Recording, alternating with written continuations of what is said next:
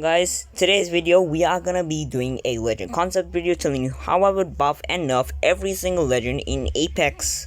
So make sure that guys comment down below how you would buff and nerf every single legend, and let's get on with the video and start off with Bloodhound. Bloodhound's tactical should move from 25 seconds to 20 seconds. It is overpowered, but I think the 20-second cooldown will not be the worst thing for a legend like Bloodhound, who he's been used more often than he once was, but this will just make him be used a little bit more often. I do think that the next thing should be when movement should be like sensitivity, basically allowing you to loot a little bit faster, or if your sensitivity is high, not for you to move at all. And let's say you have a sensitivity of 8, it shouldn't make it a sensitivity of 10, but your looting speed should be faster and just good enough for an efficient player, and I don't think that'd be the worst thing in the world, especially if you made a Bloodhound, put my sensitivity on 6, because I know that's how it's gonna work. The next thing is for his scans to also scan survey beacons and death boxes. I think his scan does scan death boxes, but if it scans survey beacons because of his new perk, it wouldn't be the worst thing in the world. Now we're gonna go on to Gibraltar. The 35-second cooldown we have seen in the past nerfs legends and doesn't make them used as what they once was. And I think that's what Gibraltar should have. His tactical ability should have a 35-second cooldown. I don't know if he has it already, but yeah, I think that his tactical ability should have a 35-second cooldown, so it can be used at a good point, but not being too overpowered. It kills Pathfinder, and if it kills Gibraltar, maybe they can tune it down. Shooting the base of his dome will deactivate his dome. In my opinion, if you're able to shoot the base of his dome, it should be simple. Like, shooting it will stop it, and you don't get that annoying Gibraltar players that's gonna keep going, okay, I'm gonna place another dome, going in and out, in and out, in and out. It's gonna be really annoying, but now you have something that's extremely viable and extremely good, and you're able to stop them. 4.30 minutes will be good enough. That's 4 minutes 30 seconds for his ultimate. Fast healing and fast resist should be gone to how Lifeline's former fast resing and fast healing was. Like, he's not competing, so why make it so fast? That'll keep him at a good point, in my opinion. Now I'm gonna go on to Pathfinder. Pathfinder's tactical ability obviously should go to 25 seconds or 20-second cooldown. You should have a brand new passive ability. If it's a perk for every week on Legend, why not just make it a special? Why not just give him an ability, new passive ability, and make it a special perk for Pathfinder? They should remove low profile, as he isn't the biggest smallest legend in the game, and I do think that that he should have fortified, as fortified would be a great ability on him. Think about it. He should have a bigger hitbox like how he once did, and fortified would work amazingly great on him. That's just my opinion, and comment down below how you think fortified would work on Pathfinder. Next we have Lifeline. Lifeline's tactical ability should go from 45 seconds to 30 seconds. Allowing you to choose whatever you want from the care package would be pretty cool. Like, if you need digital threat for your SMG, you should be able to get a digital threat. The next thing that I have is for allowing care packages could give you golden items. Golden item like the golden body shield is viable, but it's not as beloved as it once was. And if they added it, it wouldn't be as bad. Or maybe add purple shields and purple Evo shields, or maybe even Evo shield, red Evo shields, evolved Evo shields, basically. Wraith, the only thing I'd say about Wraith is to extend the portal. It did get nerfed, but maybe they might not do that. Bangalore. Smoke should deal 15 damage instead of 10 damage. Smoke is more thicker for enemies, and Bangalore can see a little bit better in it.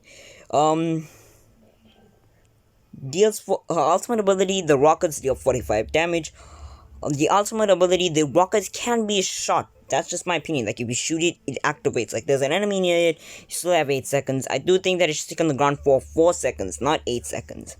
And, it should launch people like a grenade. Basically, it should launch people like a grenade. What does that mean?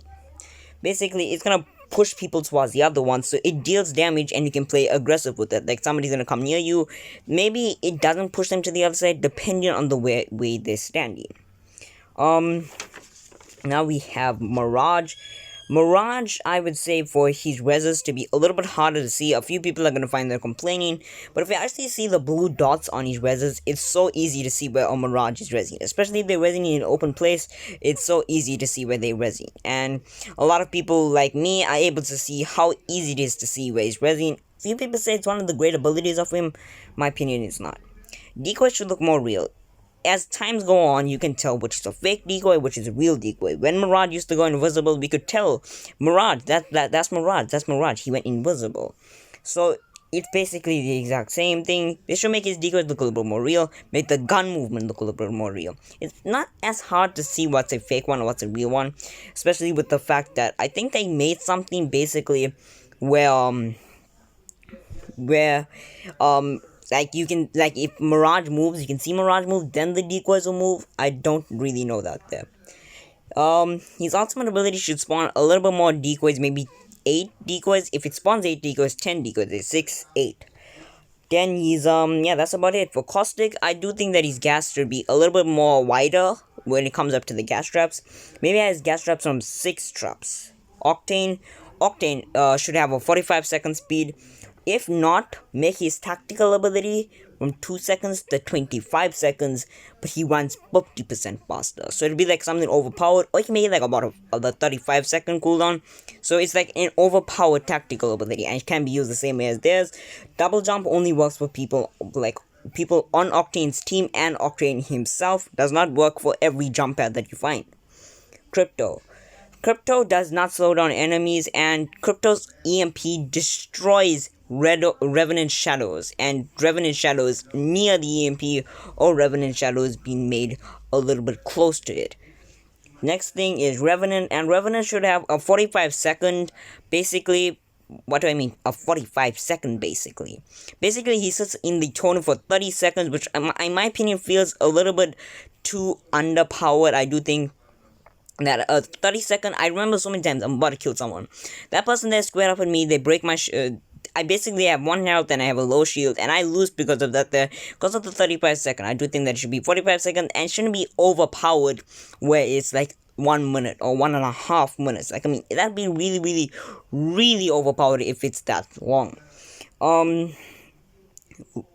Loba's ultimate accelerant works normal. They basically nerfed it so ultimate accelerant doesn't work as fast. Passive ability, the whole team can see. Basically, she, as a support legend, she doesn't have much things that makes her a support legend, which is very confusing about that there. Tactical ability, when the teleporting, you can teleport with teammates that are near you, maybe even enemies, so it's not as overpowered. Tactical ability has a 15-second cooldown. Runs basically as you join in, and as he's trying to teleport, you should be able to run with it, and you should be able the delay will be a little bit more faster. And Ramparts, now we finally with Rampart, and I do think that Sheila should have 150 bullets in the magazine and 750 instead of infinity. Basically, if you got the final point, if you got the final ring, you definitely kill someone, and that's an annoying thing. Next we have the passive ability works a little bit weaker for the devotion. I think that it's really overpowered with the Devo in her hands, and that they'll just give a small thing. I'm sad to say that we made it to the end of the video. If you enjoyed this video, make sure to leave a like and subscribe, and I will be posting in the future an Apex Legends tier list until I get my mind on it. I'm gonna be like, okay, this legend needs to go here, this legend needs to go there. I had a different opinion on changes, but if you want to see my first tier list, links in the description to that video. Thank you guys for watching, and have a fantastic day.